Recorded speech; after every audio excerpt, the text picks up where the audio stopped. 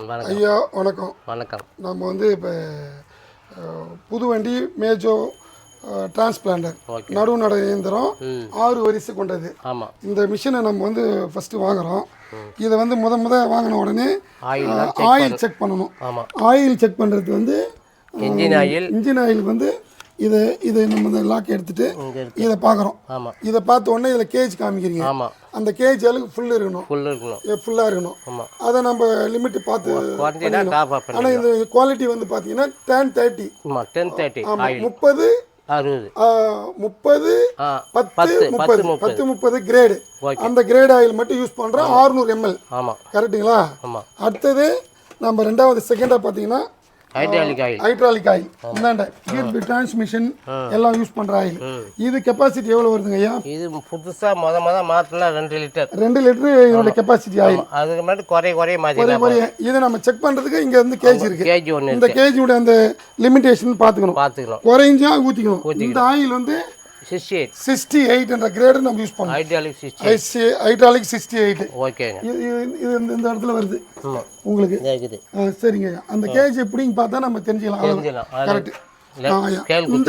இது எல்லாமே இந்த டிரான்ஸ்மிஷன் இது 2 லிட்டர் இது முடியுது.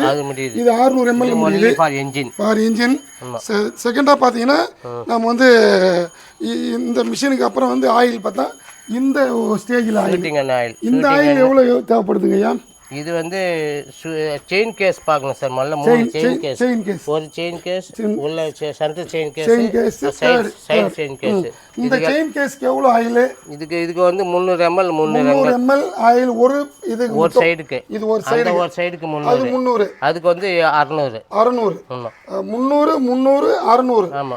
1 லிட்டர் 200 யூஸ் ஆகுது இந்த செயின் கேஸ். ஆயில் கிரேட் வந்து 320 கிரேட். 320 கிரேட் உள்ள ஆயில் தான் போடணும், மாற்றணும். எந்த காலத்தை கொண்டு வேற. இதில் வந்து நம்ம வந்து இது வந்து 3 ஆயிலை நம்ம பார்த்துட்டோம்.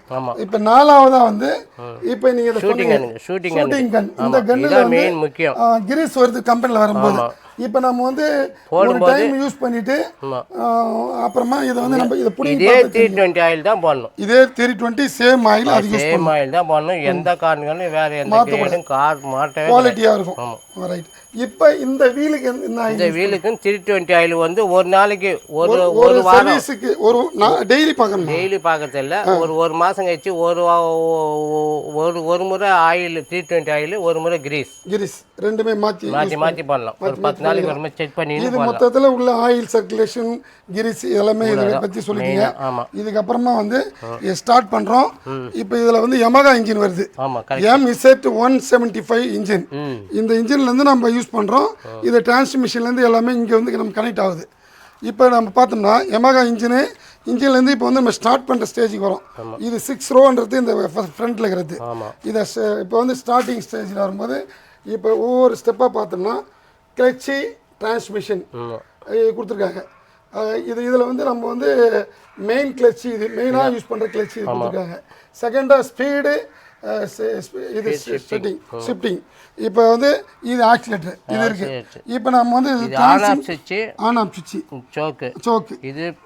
இது வந்து நடுவு இல்லாமல் நடந்து போகிறதுக்காக, இது வந்து ஃபீல்டு மாறுறதுக்காக இந்த மேலே இருக்கிறது வார்னிங் ரோடு. இப்போ நான் உங்களுக்கு வந்து நீங்கள் எனக்கு சொல்லி கொடுத்தீங்க.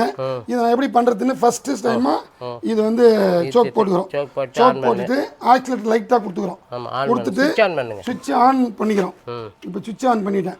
இப்போ 4வதாக இந்த ஒர்க் இது. இப்போ நம்ம காலிலேருந்து போட்டதெல்லாம் சோக் ஆஃப் பண்ணிட்டுங்க. இப்போ ஸ்டார்ட் பண்ணுறோம். ஒரு இதுலேயே ஸ்டார்ட் ஆகிடுச்சு. இப்போ ஸ்டார்டிங் வேலை முடிஞ்சுது.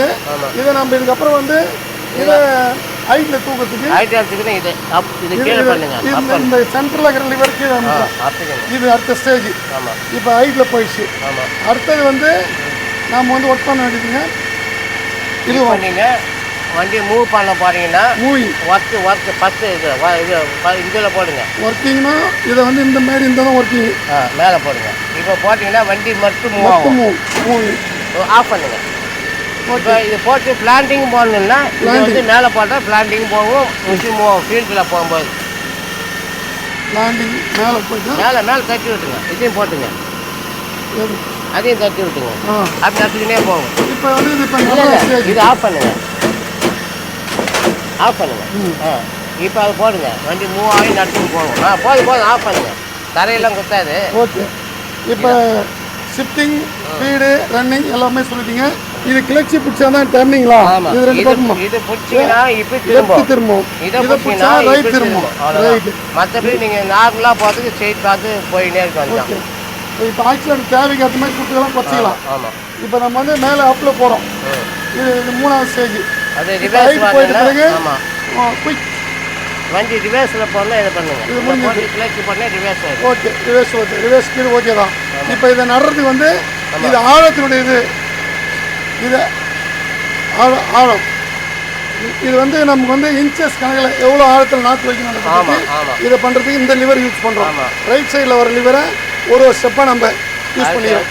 வைக்கிறது குறைக்கிறது. இது அதிகமாக நாற்று வைக்கணும், லாஸ்ட் வைக்கணும். ஆமாம். இது முடிஞ்சுதுங்க. இது வந்து நமக்கு வந்து நாற்று அதிகம் கம்மி பண்ணுறது நாற்று மெயின். எடுத்து அடிக்கிறது 2 நாற்று 3 நாற்று 5 நாற்று அப்படி எடுத்து வைக்கிறதுக்கு இந்த லிவர் லெஃப்ட் லிவர் அதுதான் மெயின். இவ்வளோ தான் இது மெயின். இதில் வந்து ரொம்ப கம்மி ரொம்ப அதிகம் போகணும்னா இதான் அதிகம்.